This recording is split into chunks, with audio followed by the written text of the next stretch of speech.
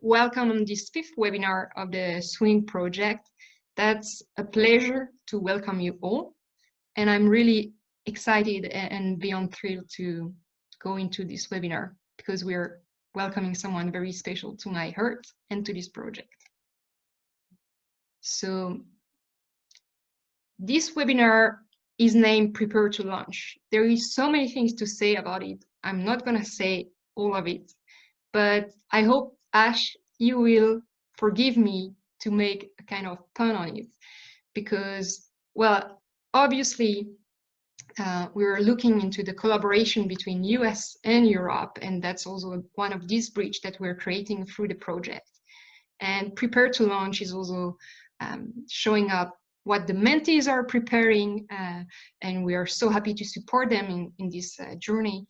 It's also a great sign of the cooperation between different continents if we think about the space that we're creating. And speaking about what happened to SpaceX yesterday, it's also showing us that we may have some delay sometimes, but still things will happen. And the X factor are gonna be you, the SWinG mentor and mentees. I'm definitely not the one to speak today. Our guest speaker is Dr. Ashleigh Huffman. She is from the US, so thanks a lot for being here. Also with the time difference, that's great that you could make it. I know the last weeks has been very, very busy for you, so on behalf of the whole partnership, thanks a lot for making it happen. Ashleigh is working at the US Department of State at the Sport Diplomacy program. And beyond this, she's an amazing woman. She got a PhD in social cultural studies, but she is also a published author and entrepreneur. She has done some film producing, and in short, she is a recognized expert in using sport as a tool for social change. We're very grateful to have her in the SWinG project, and she was very highly involved at the initial phase when she was working for Athletes for Hope. Beyond all of this, she's an inspiring leader, and obviously, I'm pretty sure you have all guessed it based on this amazing list of achievements. But I'm gonna give you the floor, Ashleigh, so that you can introduce a bit more about yourself, and then we're gonna enter into the discussion about the topic of this webinar. Okay, thank you. Am I responsible for clicking, or are you responsible for clicking? Don't You're worry. clicking. All right. So you know you can count on me. First of all, huge thank you to Carole.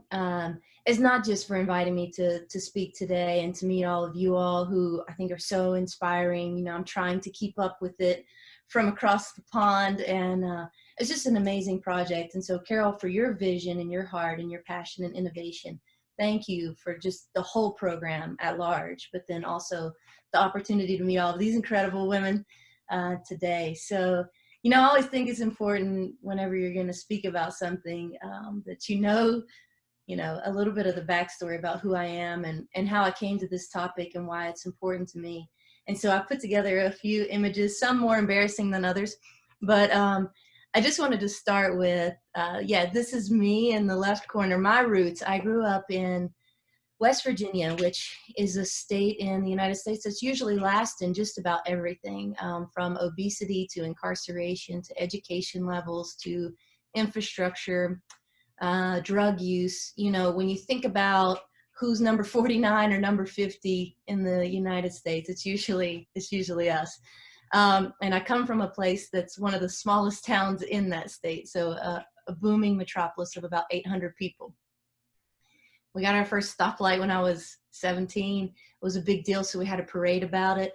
So kind of like that is the place where I'm from. And, you know, I had amazing parents who worked really, really hard to give me a lot of different opportunities. And even though no one really from my town or my family had ever gone to college, it was very important to me to go. And so my mom and dad both encouraged me to do that. And now I stand before you with this wild journey that I'm going to tell you about. But this is also a picture which I think will really explain a lot about where I'm from. You know, in high school, you have these things called mascots, and you have them, you know, for different teams in France. And And normally it's something very intimidating like a tiger or a lion or something awesome, ferocious. Well, the high school that I went to, we were called POCA, P-O-C-A high school, and we were the dots. We were the polka dots, which I just feel like if that's not a survivor start, like if that's not a survivor story, I mean, really what is? What's more fierce than a red dot? So a little bit more about my story. I grew up loving sports. My mom wanted me to be so sparkly and girly and do things like ballet and chorus and gymnastics. And she would give me, you know, like little toy kitchens and Barbies and dolls. And, you know, I really didn't understand the purpose of a doll until I realized you could kind of pull the head off and like make it something usable. So until then, like, you know, I just wanted to be just like my dad, and I wanted to play sports. And, you know, unfortunately in the town I grew up in, there weren't other girls playing. So, you know, my friend, I put my picture of my friend Stephanie, who Carole met this last year in France when I was there for the World Cup. We were always the only two girls. I didn't play sports with just girls until I was in middle school. So I think that's an important part of the story as well. It's like, what can the game teach you, and how do you continue to persevere when you're the first or the only girl or woman on the field, in the boardroom, wherever you might be. So I was really lucky because I had amazing parents and I worked really hard. I got a basketball scholarship to attend Eastern Kentucky University. And I know right there, full stop, that's a different system than everything in Europe. So for me, you know, we have a full scholarship. So I didn't pay anything for my undergraduate degree because I was a basketball player. So I know already that's a difference. But I also think there's a lot to learn from the European side, which I'll touch on in just a minute. But I didn't have a great experience, many injuries, many things that didn't go as planned, but I knew that I wanted to dedicate my life to sport because of the ways that it had shaped me as a woman and as a leader. So if you can flip.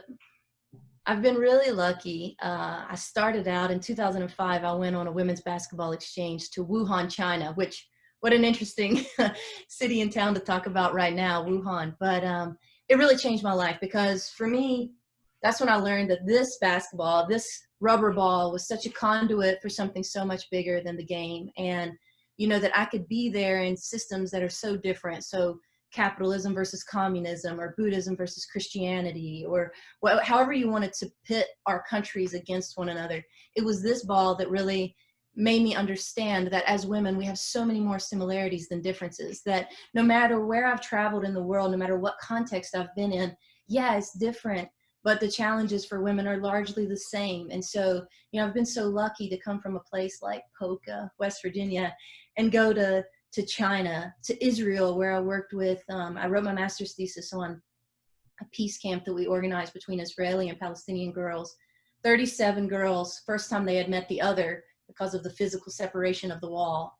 I went to Zimbabwe, Africa, where I worked with young girls who had been raped in order to cure HIV and AIDS. And so how do you rebuild yourself and your self-esteem and your self-worth and your identity after something like that happens? So Carole, maybe if you want to flip. And I've been to other amazing places. This is not an exhaustive list. I've had a very lucky life. I've been to Ecuador. I've been to Egypt, where I worked with young girls who played basketball with no shoes. I worked with girls in Argentina who are learning to skateboard, which is, you know, considered so masculine. The bottom right picture is in a Syrian refugee camp, working with young girls to tell them that there's something more than just this 8x8 wall that they're living in and that they've spent their whole life experiencing. And so I've also been to all of these other places, to New Zealand and Iraq and Vietnam, and 30 some countries because of this ball. Because of this ball, I have a PhD. Because of this ball, I work for the State Department. Because of this ball, I no longer live in West Virginia, but Washington, D.C., our nation's capital.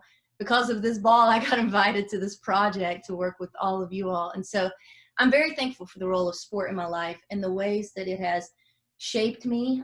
Some of the greatest lessons that I've learned are in the moments of adversity through sport. And so at this point, I've been lucky enough, as you can see the map, to work in or with 72 different countries and train more than 10,000 people on the role of sport for social change, and largely women's empowerment. And so what does it mean to be a woman, and how do we use our positions as women to really change the way things work in society? We are different creatures and we think differently, and it's important to have everyone on the team included in the game.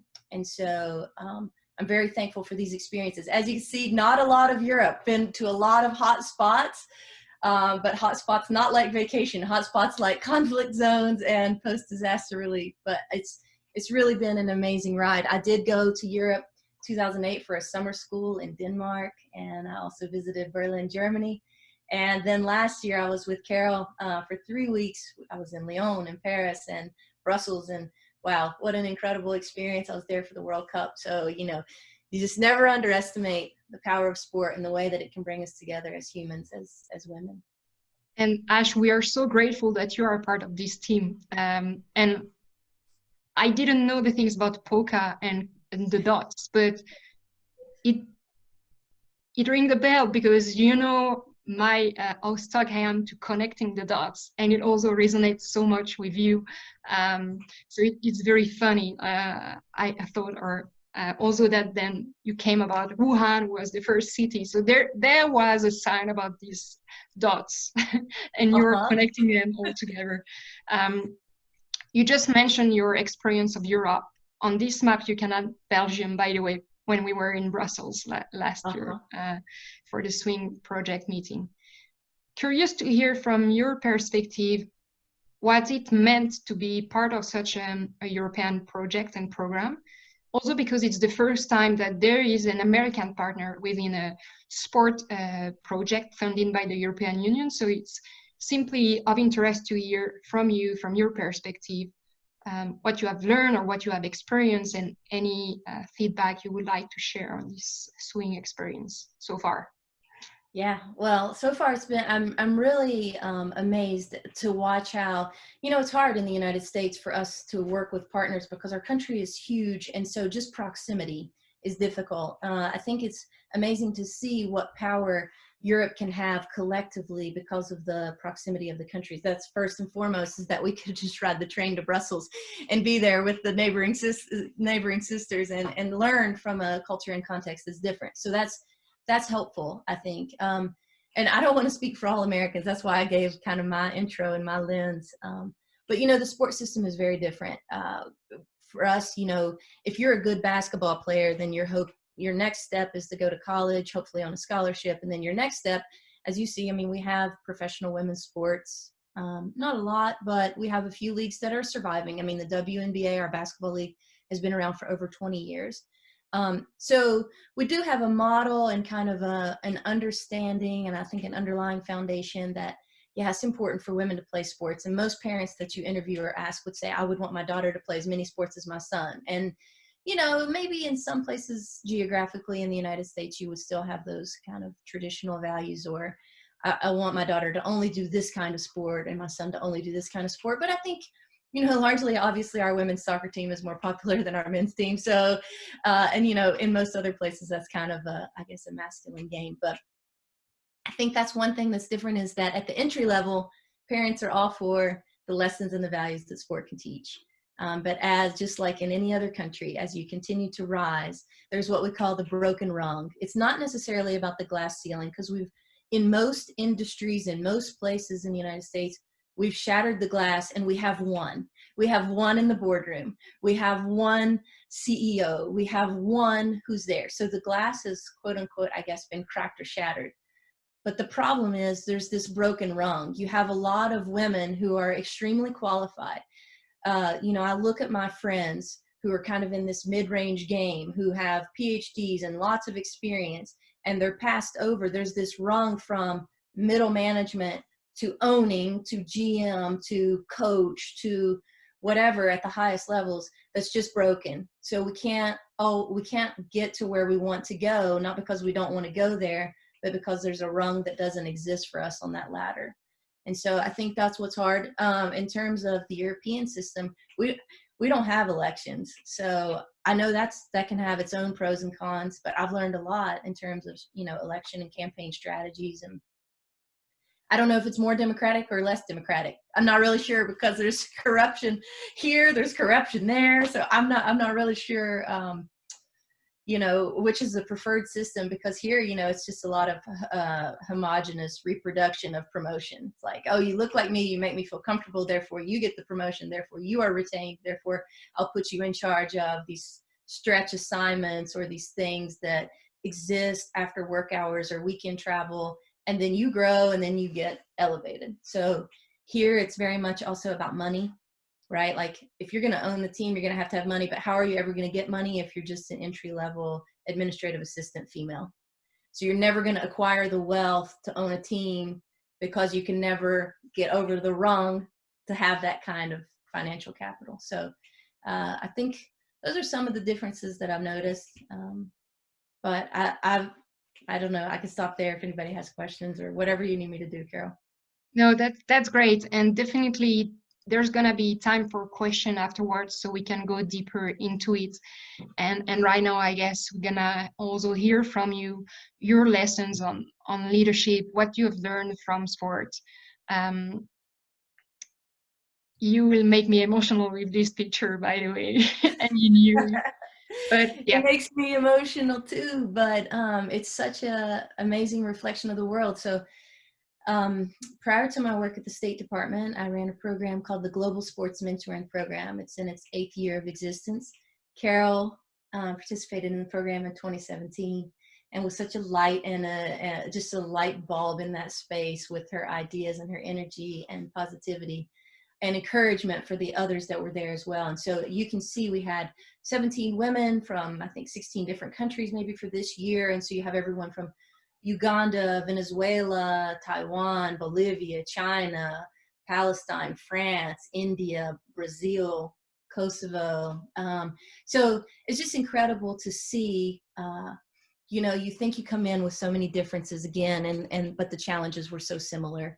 And so I think we have a beautiful opportunity as women to come together on the issues that we face, to find a way to empower one another, to raise our collective voice and really change the world. And so that's what this picture represents to me, is the collective voice of women.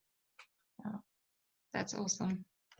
I'm trying to change it, but my laptop just like it as much as I do. Okay, here we go. So some of the things that I've already gone over, but I think are important. And why are we encouraging women to participate in sport? And why are we encouraging women to lead so that more women and girls can participate in sport? All of these things go back to what sport teaches us, the transferable skills, right? How to win, how to lose. I mean, if you haven't failed or been disappointed or experienced loss in your life, I mean, I would be shocked as a woman, you know, that there's this idea of teamwork, which we do, I think, pretty well, goal setting, responsibility, accountability, to look across the aisle or to look across at your teammate and know that I have your back and you have mine.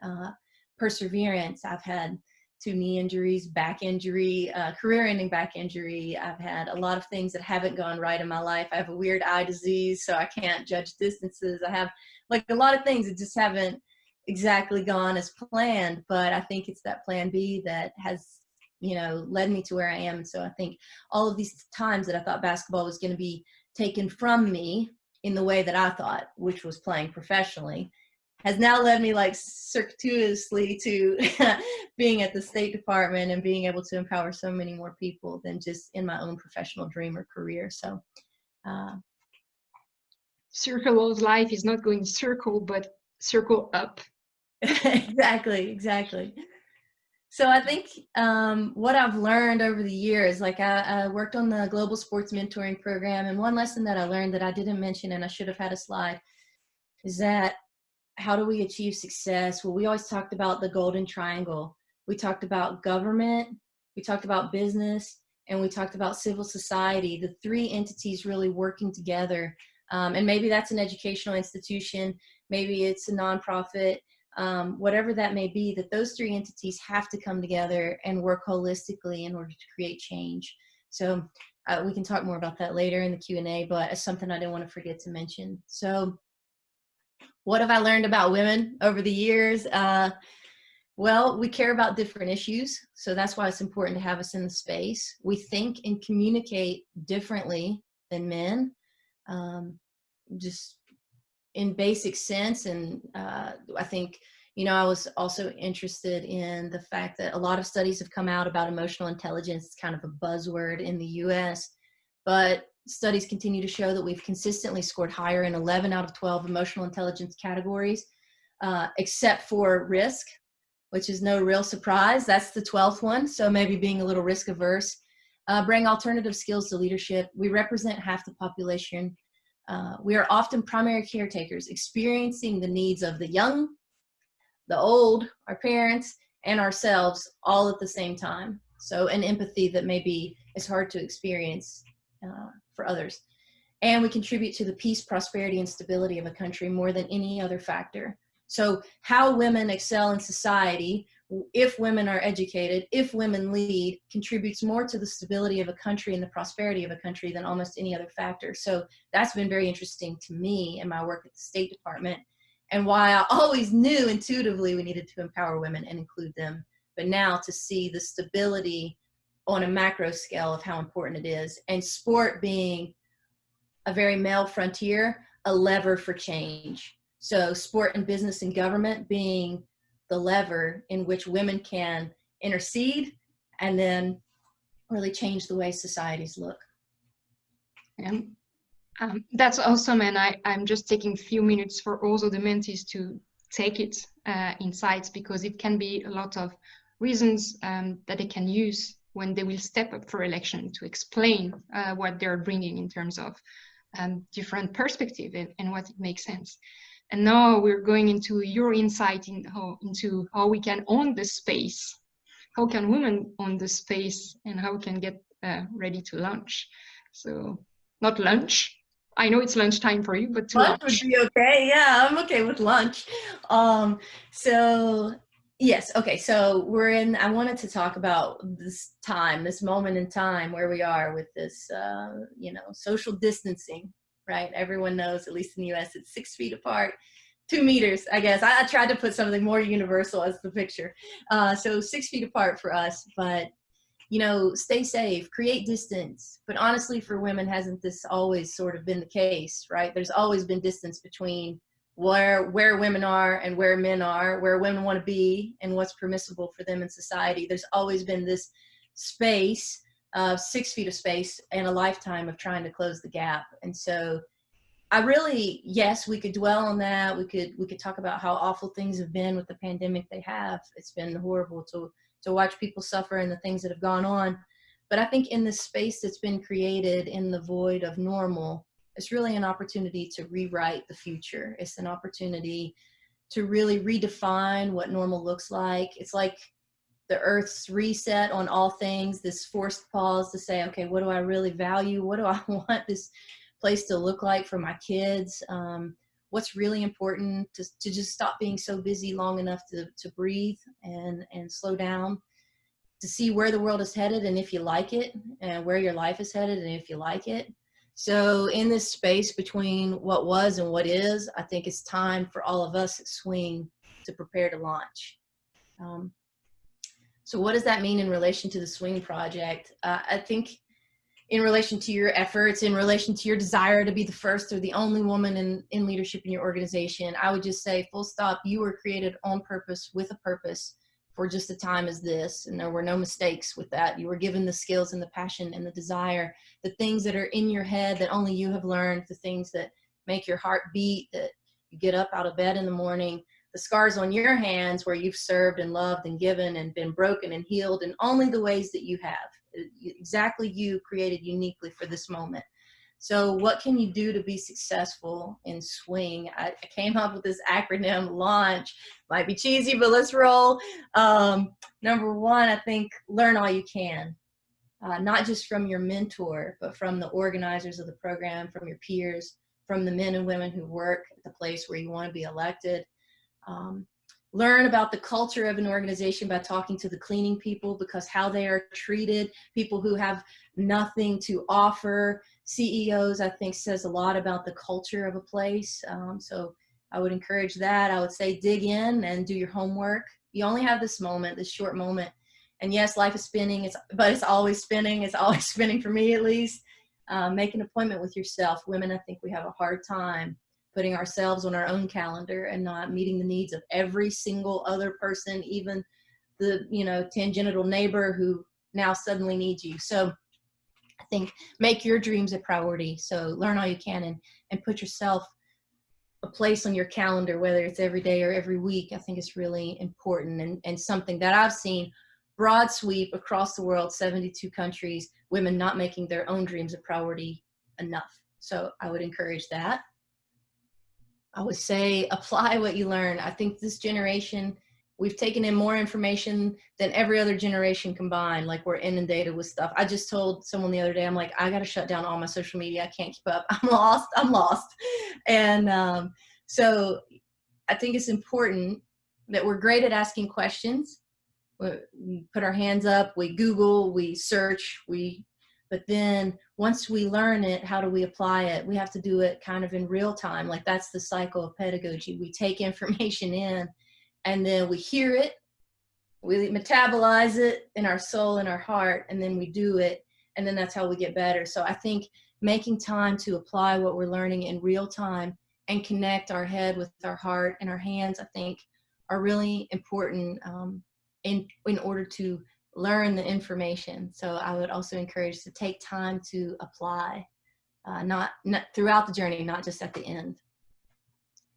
And I promise that there is not be copy pasting or specific discussion between Shashka and Ashleigh, just because some of the I didn't see her presentation yet. And I think it simply shows that there is a connection and a connection between all of the partners in this project. Please continue. All right. I think it's important to unite as women. As I said, if we don't believe in each other, how can we expect anyone else to believe in us? If we can't cheer on our sisters, who will? Women are interesting creatures at times. I think we've been conditioned by society to know that there's only one spot at the table. And so, you know, we have to eliminate our competition. But I think, you know, institutionally, in a way, we've been pitted against each other. And I don't think that's healthy, and I don't think that's how we're going to ultimately win. I believe if one boat rises, we all rise, and that we need more than one of us at the decision-making table. Studies show that we need at least 30% women in order for actual policies to change. And so I think it's important that as we move forward, as we are elected, then we bring others with us, and that we need that our lives get easier if there is greater diversity of thought and shared desire for change. So we start this program and we unite, not to the exclusion of men, absolutely not, but to the inclusion of one another. So I think that's important. I think never give up. There have been many times in my life that I wanted to give up, but you know, it's not if you're going to have setbacks, it's like when and how many, and can you handle it? So will you let them defeat you, and will you let them define you?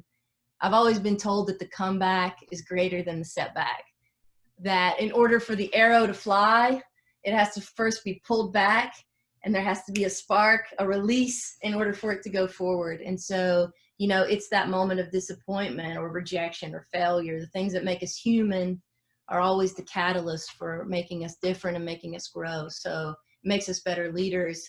You know, I go to church, and my pastor always says, don't pray for strength or wisdom, because you know what you're going to have to go through in order to learn those things. So I think it's about finding out what you're made of, and so that when it gets hard, you don't give up. So yeah, it's hard now. We're in a pandemic. You know, I read somewhere that it's like, we're not working at home. We're like dealing with the pandemic and also trying to work and also trying to be teachers and also trying to like be caretakers and dog sitters and all these other distractions that we maybe didn't have before. So it's hard right now, and it may be challenging in the future, but I just encourage us to never give up. I think it's important too to challenge your comfort zone. Carole was the primest of prime examples of this on the program. I think we're all made differently, which is beautiful. Some of us extroverts, some of us introverts, some of us, you know, great networkers, some of us very shy, some of us want to verbalize it, some of us want to organize it. And I think if you're an introvert, it's easy just to say, oh, that's just not me. I can't do that. I'm an imposter. I'm not an expert in that. I'm not going to stand up in front of people. I'm not going to put myself out there to network. I'm just a behind the scenes person. Just go ahead and label yourself. Or if you're an extrovert, you just kind of bully your idea to the top because you haven't taken the time to listen to anybody else. And so you go with like a pretty good product that could have been excellent had you just asked some of the quiet ones what they thought. And so I think we all have our strengths and weaknesses. I think you all did the strengths finders. As you can tell, I'm pretty extroverted, but I try to make space for everyone else. And I think it's important the different ways that we communicate and how we share information. Some people like to sit down with a group of 2 or 3. Some people like to tell the whole world on social media. All of it's relevant, and it's a complement of the crew that really makes change. And so that's what I've seen most, is that when women are working together, it's the complement of their differences that really make for success. And then help the next one. This is a very important one to me. It's not just enough to earn your seat. It's about reaching the mountaintop and then turning around, extending your hand, and pulling up the next person. I don't want to live in a world where we have quotas for how many women should be hired. I want to live in a world where women are hired because they're qualified, they're interviewed, they're promoted, they're recognized, the humans, equal level, included. So I want to abandon the notion of kind of this homogenous reproduction I think that we have right now. I read a study where they were like, if you take the name and the photo or any identifying information off of resumes, 60% of minority candidates were more likely to make it to the next round, to the in-person interviews, if their name and photo was not on the resume. And that to me says, it's not that women are not qualified, it's that we're not being given the same opportunity. And so once we reach the top, it is imperative that we then turn around and help the next one reach the top. So I think the more differences of opinion that are in the room, the more creative the ideas and the more likely we are to solve the world's problems. Thank you, Ash. What you just said, I want to live in the world, and the last words. I had a reminiscence of our experience in DC where we all experience is like, I have a dream. Mm-hmm. And that's your dream, and I'm pretty sure everyone felt it. So I don't know if you want to add anything before we go into the break room and discuss with everyone. And I'm hoping to get question. Please ask question either in the chat room or straight away, and when we will turn on the mic and camera. And before we do it, the tradition now in the SWinG webinar is for the keynote speaker to share or to invite the participants with one challenge they can take in the next few days or a week, just something you want to challenge them. Okay. Yeah. So I'm supposed to give a challenge right now? If you want, or you can give it some thoughts. What are your tips to attract sponsors? Obviously, speaking of who you are, because you have shown it. But yeah, just some insights from your own experience of what can be done. Yeah. Well, I think, that our systems are a little different. But probably still some crossover. So if I had to be a fundraiser in life, I didn't love it. It's probably not it's not, out of all of the skills, it's like, you're trying to operate in your strength. Yes, can do it. Probably not the most passionate about it, but have a lot of tips. I think, when you have to get out there and challenge your comfort zone, you learn probably the most. And so I found that a couple of different, I would categorize funding kind of 4 ways. You have your private funds. So for us, that's individual donors or corporate sponsors, family foundations, which is a big one, like a Rockefeller Foundation or MacArthur Foundation. Sports leagues are like FIFA has funds, FIBA has funds. And then I think so that's one category is kind of private funds, privately controlled funds. Then you have grants, which I'm probably most familiar with. We do a lot of federal grants, state grants, local grant writing. But there are also grants from the U.S. embassies in all of the countries that you're in, anywhere from $10,000 to $150,000, maybe sometimes bigger. And those are usually annual, and they support a lot of women's empowerment projects, actually. So that might be an area to tap into. I have a whole presentation on how to write a successful grant proposal, because somehow, even though that was not my dream job, that's what I became for like 7 years. The third category, I think, are self-generated funds. This might be where the U.S. is a little bit unique. We do a lot of fundraising around events and galas, product sales, memberships. So last year, I helped organize our gala, our annual gala at Athletes for Hope. And I mean, it pulled in a significant amount of money. People were paying $250 per ticket at the table, but they got to meet some really incredible athletes, some military veterans, so just kind of a very high profile, get dressed up, wear your gala wear. And then there was a silent auction, which is really what brought in the most amount of money.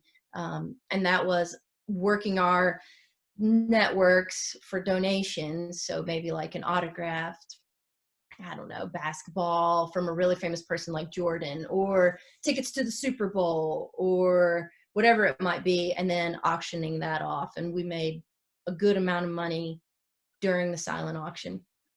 And then we also do a lot of just kind of events, one-off events, where we would do fundraising, product sales, if you have anything unique, whether it be curriculum, so intellectual property, or, you know, shirts or merchandise or anything that you're trying to sell. And then a lot of things, a popular model in the US is also membership. So let's say if this SWinG consortium were to extend beyond what the funding is now, then maybe it could become a membership model. Not suggesting, but maybe it could become a membership model, and then people who want the resources that SWinG has to offer about pathways and progress for women and empowerment and access to mentors would then become members of this network. I'm smiling because you're already providing ideas for the future of SWinG, which is part of the project anyway. But so I'm taking notes for sure.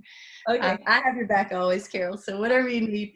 And then the fourth one is just kind of in-kind assets. A lot of times, I think we wait on either the government or the institution where we work or whatever to give us money.